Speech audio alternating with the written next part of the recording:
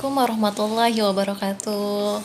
Alhamdulillahirrabbilalamin. Assalatu wassalamu asrofil anbiya'i wal mursalin wa ala alihi wa sahbihi ajma'in. Amma ba'd. Alhamdulillahirrabbilalamin.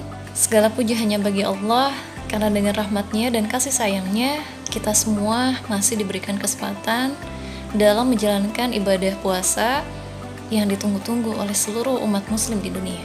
Shalawat dan salam kita limpah curahkan kepada baginda Nabi Muhammad SAW. Hari ini akan ada sedikit yang ibu bagikan terkait 8 amalan yang bisa dilakukan untuk khususnya akhwati fillah atau anak-anakku, anak perempuan yang sedang berhalangan ataupun sedang haid, menstruasi. Nah, anak-anak masih tetap bisa berlomba-lomba dalam mencari kebaikan dan ridhonya Allah.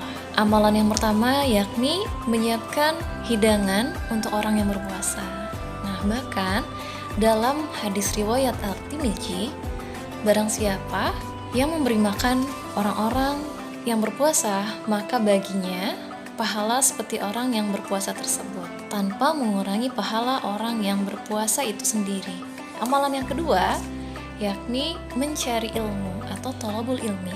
Nah, mencari ilmu ini sangatlah penting dan tidak memandang usia. Terutama di bulan Ramadan ini kita wajib bahkan memperdalam ilmu agama, baik itu tentang hal yang berkaitan dengan puasa, hal-hal yang membatalkan puasa, sunnah-sunnahnya maupun yang lainnya.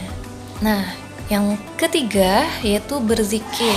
Berzikir di sini artinya kita selalu mengingat Allah, bahkan sangat dianjurkan bagi akhwati fillah atau anak-anakku yang sedang haid, yang sedang menstruasi untuk tetap mengingat Allah. Jadi jangan sampai ketika kita haid kita pun tidak mengingat Allah. Jangan sampai seperti itu ya, Nak. Nah, berzikir di sini bisa berupa takbir, tahmid, tahlil dan tasbih. Subhanallah walhamdulillah wala ilaha illallah, Allahu akbar. Nah, yang keempat adalah berdoa. Berdoa di sini adalah suatu pembuktian kita sebagai umat muslim untuk memohon dan mengharap ridho dan ampunannya Allah. Makanya di bulan Ramadan ini dan sangat dianjurkan sekali untuk selalu berdoa. Bahkan ada waktu mustajab dalam berdoa.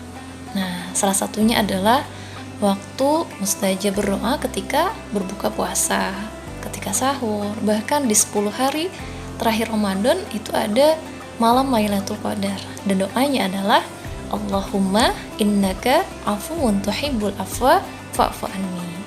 Oke, yang kelima adalah bersedekah. Masya Allah ya, apalagi bersedekah di bulan suci Ramadan itu dilipat gandakan. Dengan bersedekah kita bisa saling berbagi, bisa saling memberi, baik itu berupa materi, bahkan sedekah yang paling sederhana adalah sedekah memberikan senyuman untuk saudara muslim kita.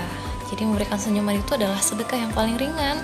Jadi banyak-banyak senyum ya, tapi jangan sampai senyumnya senyum sendiri atau bahkan senyum tidak pada tempatnya. Yang keenam adalah membantu orang tua. Nah, terutama untuk akhwati fillah yang sedang berhalangan, bukan berarti dengan seperti ini kalian berdiam diri, malas-malasan. Justru jadikan momen ketika kalian menstruasi, istilahnya cuti, dalam hal sholat, puasa, maupun tawaf. Nah, kalian bisa banyak-banyak mencari pahala dengan membantu orang tua.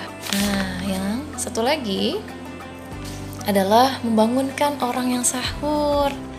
Jadi ketika kita sedang berhalangan, sedang haid, kita bisa membantu untuk membangunkan orang yang sedang tidur untuk sahur. Jadi membangunkan sahur pun itu mendapatkan pahala. Masya Allah ya.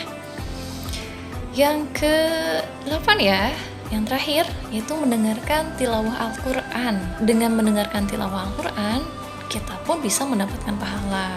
Sebenarnya dalam mendengarkan atau bahkan membaca ini ada beberapa mazhab. Ada yang memperbolehkan dalam hal membaca Al-Quran, ada juga yang memang lebih baik tidak membaca ketika dalam keadaan haid atau menstruasi. Mungkin itu saja poin-poin tentang 8 amalan yang bisa tetap kita lakukan walaupun kita dalam keadaan haid, menstruasi di bulan Ramadan. Mudah-mudahan bermanfaat untuk anak-anak semuanya. Tetap semangat untuk menjalankan puasa dan berlomba-lomba untuk mencari kebaikan dan mendapatkan ridhonya Allah. Terima kasih.